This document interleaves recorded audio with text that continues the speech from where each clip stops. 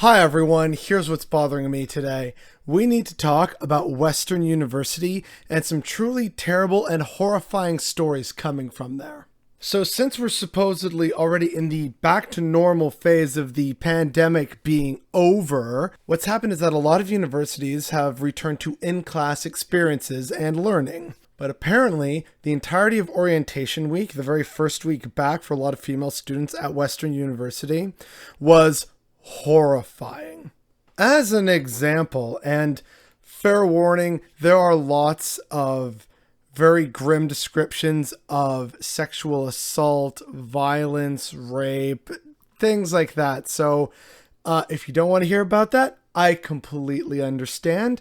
But this story is only just now getting media traction, and I'm only unfortunately just now getting to it after days of other videos that I've been working on. But I've been aware of this thanks to some very lovely Twitter followers and mutuals for about a week now. And it has been sitting in the back of my mind. And I think that it's really important that people hear about this and recognize that in super progressive Canada, we still have a long way to go.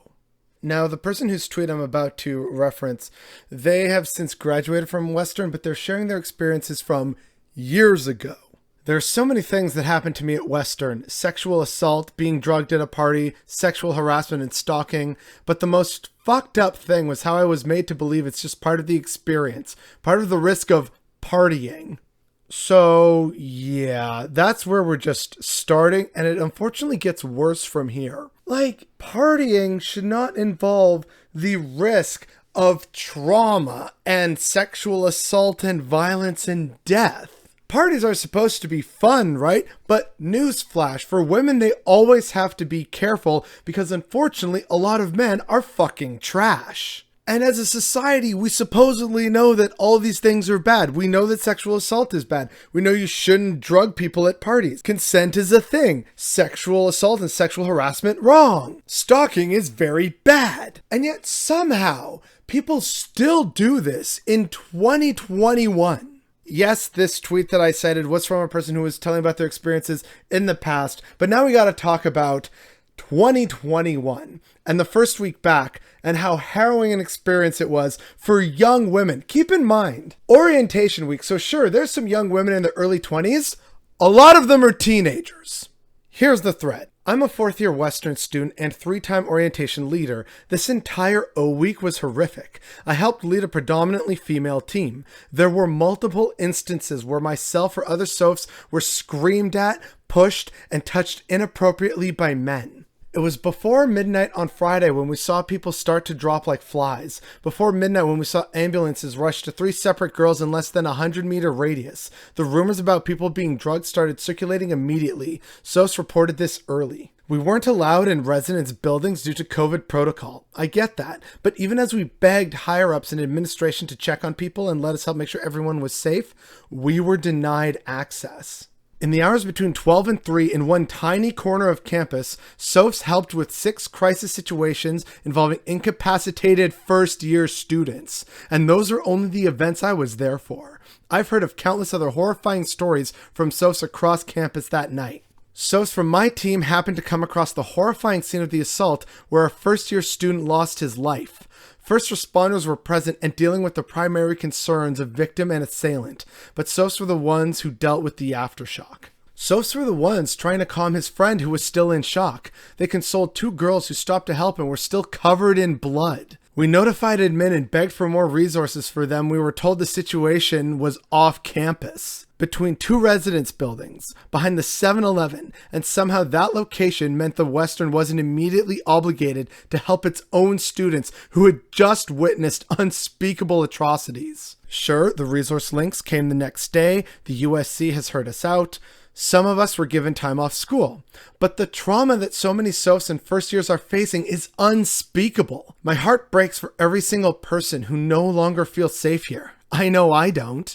I'm sorry for the culture perpetuated here that made people feel entitled to your body. I'm sorry that we couldn't interfere sooner. I'm sorry that the university failed to keep you safe. I promise to listen to you, to stand with you, and be your voice if you need one. This weekend's events have been completely life-altering for people. The anger, shame, guilt, devastation, and grief are palpable around campus. Nothing about this can ever be swept under the rug. I hope Western U is ready to take action because I know the students are. And the students did take action. I'm going to get to that in a second. But oh my fucking God. How do you let it get to be so bad that women, teenagers actually, not women, teenagers, teenage girls, fresh out of high school are dropping like flies from date rape drugs because of sick bastards on campus. And there's several of them happening in a 100-meter radius. What the actual fuck?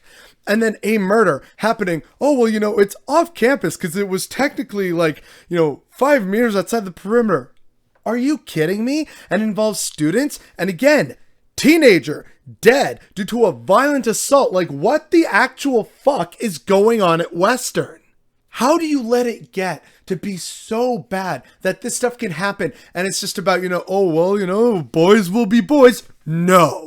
Boys will be boys is for stuff like, hey, we're all trying to figure out names for Derek's pet lizard. Or let's see how big we can make a snowball and see if we can roll it down a hill. That should be boys being boys, not feeling entitled to women's bodies, not being violent douchebags, literally killing teenagers in bloody crime scenes on campus. Nor should it be making justifications for the unjustifiable.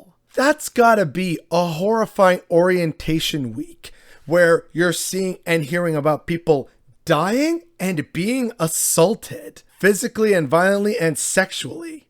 It is absolutely horrifying, and yet apparently the initial reaction was, oh, well, that's kind of just how things are. So students have done the thing that all of us should do about a great many things. They've begun organizing. Just yesterday, a massive walkout was staged at Western to protest sexual assault and violence and to demand widespread change. And as you can see from these photos, thousands upon thousands marched for that cause. And so good for them. And I am so sorry to all of you at Western who have been assaulted and sexually assaulted. And if you know people who have had these terrible and horrifying experiences happen to them, especially because they should not happen, especially in 2021, when clearly we should all know better. And yet, for some reason, as several people have pointed out, there's something about the campus culture and dude bros, and maybe it's also just stuff here on the internet. It still makes so many men feel entitled to women's bodies and not deal with their emotions in a healthy way and murder teenagers in cold blood, assault teenagers. What is actually wrong with you people? It is absolutely horrifying and detestable. And so kudos on the students for not only bringing this to national media attention now by staging the walkout and being loud and mad as hell about it, and rightfully so. But it says volumes about the university and how this has been allowed to go on for years, if not decades now.